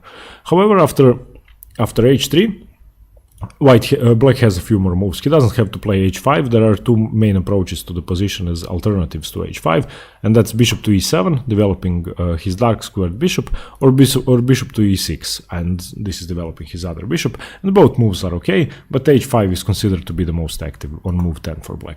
After h5, white once more develops his bishop to f4, and once again notice the downside of the e5 pawn, white's main weakness in the position. Bishop to e7, rook a to d1, getting the correct rook to the d file, bishop to e6, knight to g5, challenging the bishop, and rook to h6. And this is the starting position of the main line of the Berlin endgame. And if you would like to study this position, I would definitely recommend looking at some games by Vladimir Kramnik. But there was a lot of progress in theory of the Berlin, and the position doesn't end here. The theory doesn't end here on move 13. There are lines in the Berlin which were analyzed probably up to 30 or 40 moves in depth, and there were some lines calculated up to a draw for both sides. And the perfect example of that is Maxime Vachier-Lagrave, who employed the Berlin with such theoretical precision several times that he played the games at tempo using no time. It was all his preparation. So if you'd like to study the Berlin more in depth, I definitely recommend Vladimir Kramnik and Maxime Vachier-Lagrave. However, Magnus Carlsen is playing it, Caruana is playing it, Anish Giri is playing it. Every super grandmaster today knows the Berlin, plays the Berlin, and has to know it, otherwise he would get in a lot of trouble. Now, entering the Berlin endgame for white on move 4 with the move castles, and then going for knight takes e4, d4, knight to d6, bishop takes, d takes e5, knight to f5, queen takes, king takes, is one way for white to approach the position. And the major upside of the Berlin defense for white is that he gets to choose the variation. He doesn't have to enter the endgame, the queenless endgame, which is favorable for white if he's playing a stronger opponent and he wants a passive position. However, if white is aiming to go for a win, the best way to fight the Berlin defense is after knight to f6, immediately after black enters the Berlin, is not to go for the endgame but to play the move d3. And this is the main alternative to the Berlin wall, or to the Berlin endgame. The move d3 simply solidifies the e4 pawn. That's the only purpose of the move, and it doesn't give black a chance to capture it. And it's as simple as that. And after d3, black will usually develop his bishop to c5 before he solidifies his e5 pawn, because in some positions white will threaten to take the knight and then capture e5. Not yet, though. So in this position, after bishop to c5, white will play c3, and the great thing about c3 is that it's a multi-purpose move. First of all, it's preparing the d4 push, which is the main idea for white in many Spanish positions, and as well in this line of the Berlin defense. And the second thing is, if you remember Ruy Lopez lines with a6 and b5, usually after a6, the bishop wouldn't take the knight entering the exchange variation, but it would retreat to a4. And when the bishop is on a4 and black plays b5 in many Ruy Lopez lines, then the bishop retreats to b3. However, after white played c3, the bishop is immediately able to go to c2 without wasting another tempo after b5, which in reality means that black will have to waste one tempo after a6 to play b5 without chasing the bishop to b3 to be able to play bishop to b7 developing. So c3 is a multi-purpose move and the best move for white. After c3, both sides castle, and black plays d6, solidifying e5, and now normal development would usually continue, knight b to d2, a6, chasing the bishop away. Now the bishop after a4 once again can go to c2, that's the main benefit. And now if, for example, black would continue with b5, then the bishop would go to c2, and it wouldn't have to waste another tempo to go from b3 to c2 after c3 is played. And after this, there are several lines both players could go for. There is still some theoretical games from this position, and the position is still well known. The highest rated game from this position was Judith Polgar versus Etienne Bacrot from 2006, but there were a lot of games played. David Bronstein played this exact position against the Latvian player Janis Klovans. Onischuk played against Mkhitaryan, etc., etc. And the main move now is bishop to b6, by black retreating the bishop in advance of the move d4, which white will inevitably play, and it's played normally similarly to the Breyer Ruy Lopez, and black will actually have a plan to transfer the knight from b8 to d7 and into the game to control e5 some more, and white will generally play rook to e1, knight to f1, knight to g3, and control f5, try to get the knight into the f5 square. So these are some common plans for both sides.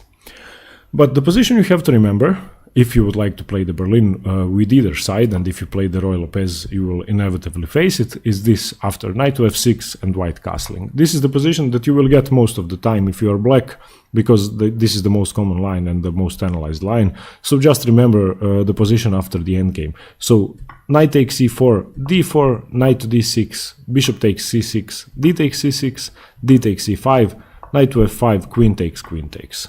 And this is the starting position of the Berlin. One more thing I would like to emphasize is that after knight to f6, the point of knight to f6 and attacking the e4 pawn is twofold. Another thing that black is counting on, because he's not playing a6 and b5 chasing the bishop away, that means that the bishop is still on b5 and the bishop will remain on b5. And because of that, in this position, after knight takes e4, after white plays d4 and black retreats to d6, he is actually gaining a tempo on the bishop because the bishop is still on b5. If the bishop was on a4, the situation would be much different and white would be almost winning because he would have time to capture on e5 with tempo, and he would have a much more favorable position. And this way he has to relinquish the bishop pair, and they enter the line with the queens off.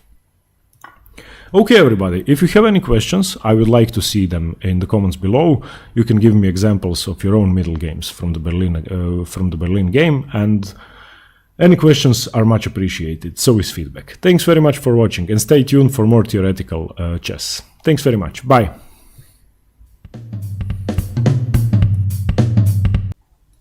Hello everyone, Stjepan here. In this video I'm going to go over the Marshall attack, which is one of the most dangerous and most popular lines which occurs after the Ruy Lopez or the Spanish game by white. So this is the starting position. I'm not going to go over into too much detail about the theory of the Ruy Lopez. If you want to learn more about the basics of the Spanish game or the Ruy Lopez, you can watch the video I made on the basics, and I'll put the link in the description below. For now we are going to focus on the Marshall attack. And the Marshall occurs after black goes for a6, which is the most common move. And from this position, of course, the position could still go into many closed or open lines, but the Marshall is just one variation of that. Of course, white now retreats to a4, taking on c6 would be the exchange Ruy Lopez. Now knight to f6, the most common move, white castles, bishop to e7, rook to e1, b5 chasing the bishop, it goes to b3, and now castling by black. And this is the position the Marshall occurs from. If you need more information about the meaning of each move and what's behind the position, once again watch the video on the basics, because I'm not going to go into too much detail here. From this position, the main move by white is c3, and c3 is played in 90% of the games. After bishop to b3, if black goes d6 in this line, then after c3 by white, this would be the common closed Ruy Lopez, and after castles, h3 by white, he has to prevent the bishop coming to g4. The position can can branch out into many theoretical Ruy Lopez lines, such as the Chigorin with knight to a5, the Breyer with knight to b8, the Karpov, the floor variation, etc., etc. But after bishop to b3, if black doesn't play d6 but castles, this means that he has an open option to play the marshal instead of closed Ruy Lopez lines. And after c3 by white, of course, black can still go for the closed lines with d6. But the move which is by far more dangerous and more complicated and gives black a great fighting chance is the marshal attack, which starts with d5. So this is the starting position of the marshal, and this variation, the move d5, which strikes in the center immediately, is a very aggressive way for black to play, and he's actually sacrificing a pawn in the process for gaining a lot of attacking initiative. And after d5, I'm going to explain the position later. I'll just show you the main continuation where black gives up the pawn. E takes d5, knight takes d5, and now of course white can capture the e5 pawn with knight takes, and after knight takes, rook takes. This is the starting position. And from here on, you can see that black is a pawn down. He lost his e-pawn, his central pawn, but what he gets in compensation is a lot. And the compensation is the fact that white has 4 undeveloped pieces, and the bishop on b3 is pretty useless in this line. And what black gets is a swift attack. The common continuation is c6, d4, and now bishop to d6, developing the bishop with tempo. The rook retreats to e1 and queen to h4. And immediately you can see the compensation black has for the pawn. He has 2 very nice bishops and the queen in the middle of white's position. Let me just go back to the position after castling.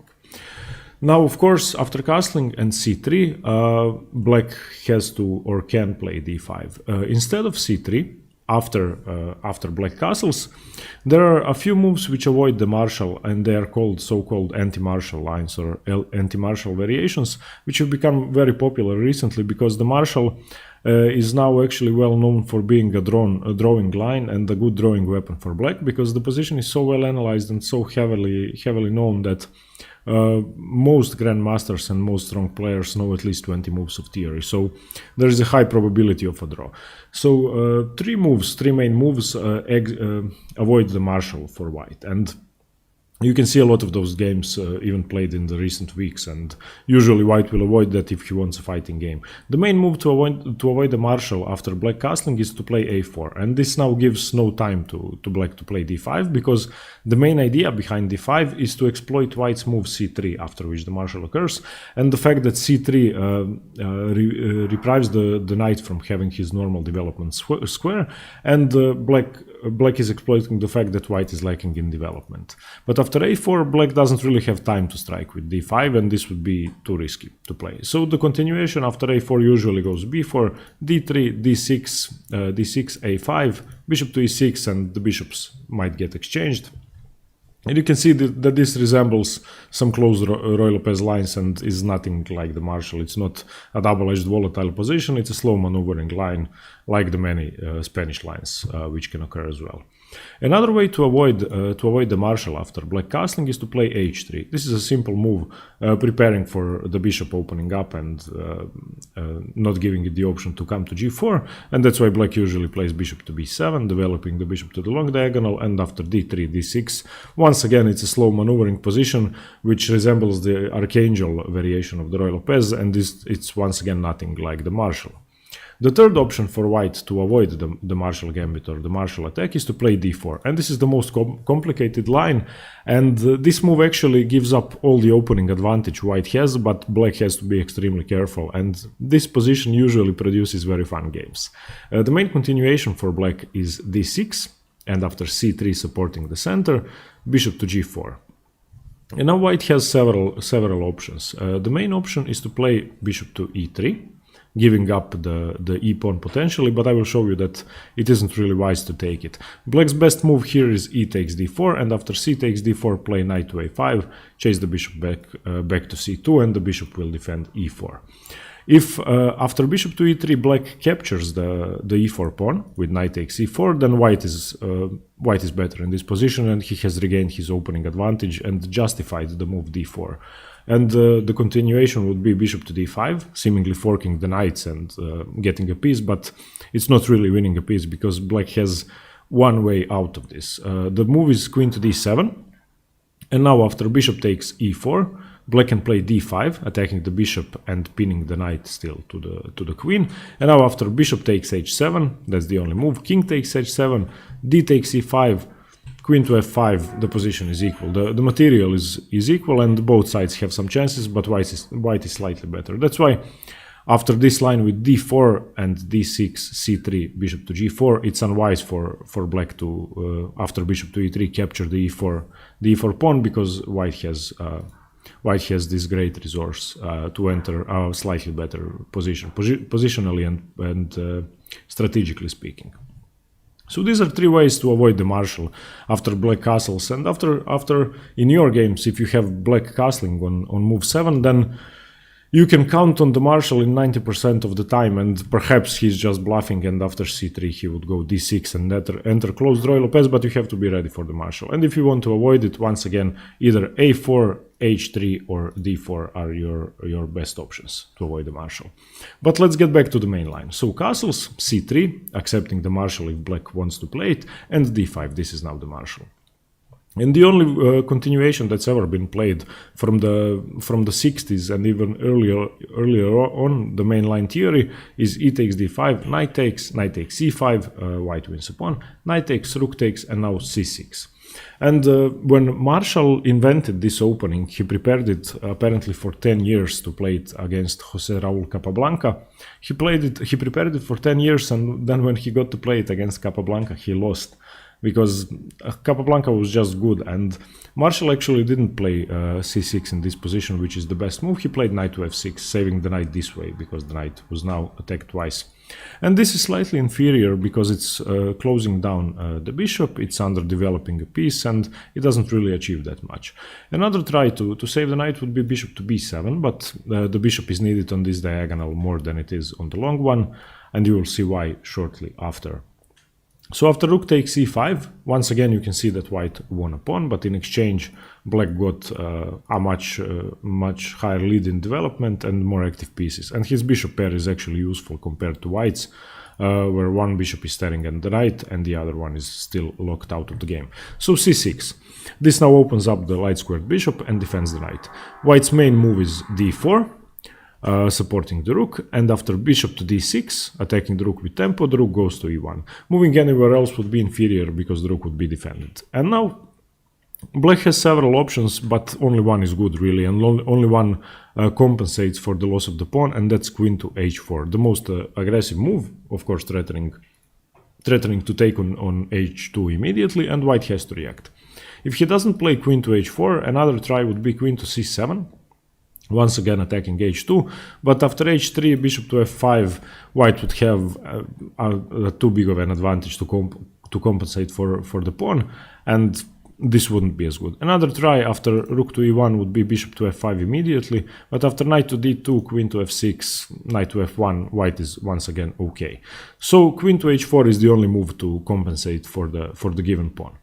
And white, of course, can't defend h2 with h3. If he plays h3, black sacrifices the bishop, and he has long-term compensation, which is too much for the piece, or he just wins on the spot, because after bishop takes h3, g takes h3, queen takes h3, white has only two moves to prevent mate. The best one is rook to e5, giving up the rook, and after bishop e5, d takes e5, you can see that black is much better here, because these four pieces aren't really in the game, and white is defending with the queen against the knight and the rook, and soon to be two rooks. And after queen takes h3, if he tries f4, then simply queen to g3 check, king to h1, knight takes f4, bishop takes, rook to e2, saving, preventing mate, and after rook a to e8, you can see that black is clearly winning despite being a piece down now, because those pieces once again are out of the game completely. So after queen to h4, h3 is not an option, it loses immediately in all variations, g3 is the only move, and this has been played more than 20,000 times, and this is a very common idea and the main line. After g3, black doesn't retreat the queen, he advances to h3, and in many positions he will now threaten checkmate on g2. You can see that that will be the main theme of the opening. And now bishop to e3. This is the most popular move for white, even though it's not the best one in this position. And this has been played over 1,000 times. Of course, black should never take the bishop, because it would improve the e-rook, it would open up the b3 bishop, and black shouldn't take the bishop, and having the bishop pair for black wouldn't be any more dominant than the position already is. Another move for white after queen to h3, and the best move engine-wise, would be bishop takes d5. And I'm not sure why this isn't the most popular continuation, because it just seems crushing for white despite black's attack. After c takes d5, the move would be queen to f3 and bishop to g4 attacking the queen. Queen takes d5, and now white is 2 pawns up, but in many variations black is actually very close to a checkmate. You have to know that if the queen ever moves from this diagonal and the defense of h1 and g2, let's say black sacrifices the bishop and queen takes, then any move with the bishop to f3 is checkmate next move, and there is nothing white can do about it. So the bishop can't really be taken. And black usually plays rook a to d1, not to defend the bishop because it can't be taken, but to get a discovery on the queen. Queen to c6, rook to c8. Now, of course, if white takes, then checkmate in 2 moves after bishop to f3. So this doesn't work. And this is considered to be equal, even though white is pawn up, because there are too many mating threats for black, and white isn't really in a position to do much. And his main idea here would be to at some point bring the queen back to h1 and defend. And if not, bishop to e3 or bishop takes knight. Another move for white in this position would be rook to e4. This is the second most popular move, and black now usually responds with g5. This is by far the most commonly played line, and the main point of g5 is to prevent the rook from expelling the queen from h3. And in this position, of course, bishop takes is unadvisable because of queen to f5 attacking rook and bishop, and you are losing a piece almost certainly. Because if rook defends via g4, then bishop takes and queen takes and bishop takes, so white is losing a piece anyway. So okay, after queen to h3, the best move would be taking the knight, even though it's very much double-edged and white would have to defend mating threats all the time. Rook to e4 is another idea. Bishop to e3 is the most popular line, and this has been played over 1,000 times, and this is what's played even today. It's been played from the 60s until today as the most common line. Now black will respond with bishop to g4, gaining a tempo of the queen, queen to d3, rook a to e8, simple development, knight to d2, and now from this position it calms down a bit, and you could argue that black no longer has enough for the sacrificed pawn, but that's just because white defended perfectly, and all of the moves so far, this is now move 18, have been the best moves for white in the position. So this is the way to defend against the martial attack, and let's get back to the starting position after d5. So black is giving up a pawn, that's clear, and white has compromised his development with the move c3, so his development is clearly slowing down and his pieces are inactive, and black has compensation, but if he doesn't capitalize on it soon enough, then white will be equal or better very soon. So this is the main line in which white has a clear pawn after 10 or so moves. So queen to h4, g3 defending, queen to h3, bishop to e3, bishop to g4 gaining a tempo on the queen, queen to d3, rook a to e8, knight to d2, getting one more piece into the game. And you can see now that white is finally unraveling his pieces, and once the bishop exchanges for the knight on d5, he will be better, clearly better. So rook to e6, a4, queen to h5, a takes b5, a takes b5, c4, these are just some ideas. And from this position, the theory sort of ends. There are three main moves here, which white could go for. One of them, after a takes b5, is knight to f1, getting another defender into the game. Another idea would be bishop takes d5, getting rid of his worst piece in exchange for white's very active knight.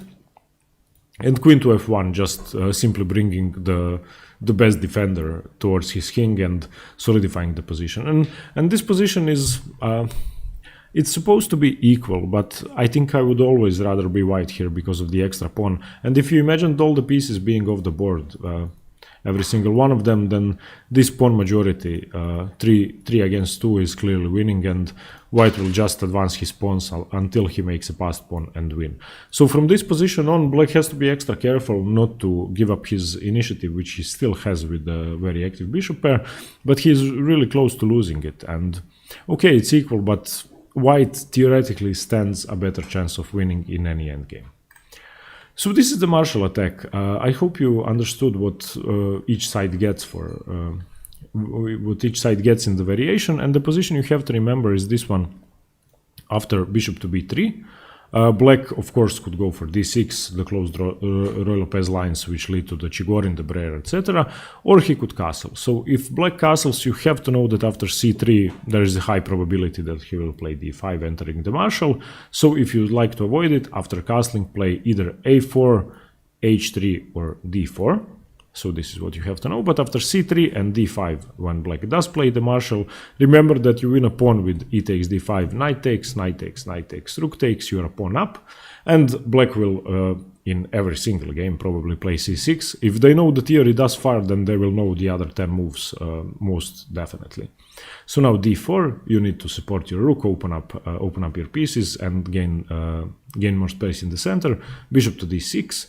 Rook to e1, and after queen to h4 you can't play h3, that you have to remember, you play g3, and after queen to h3 you can choose between 4 moves. Bishop to e3, bishop takes d5, and this is probably the best idea, this is engine-wise the best move, or rook to e4, solidifying the position. And one more thing you have to remember, if black plays g5 here, and he most probably will, you can't take the pawn because you lose a piece. After bishop takes g5, queen f5 wins a piece for black. So this is the line, and after bishop to e3, which is most commonly played, you can choose this variation because it's supposed to be most solid for white. Bishop to g4 will be played, you develop your queen to d3, rook a to e8, and now black is already under some pressure, and if he doesn't get something soon, white will be better. So this is the main idea.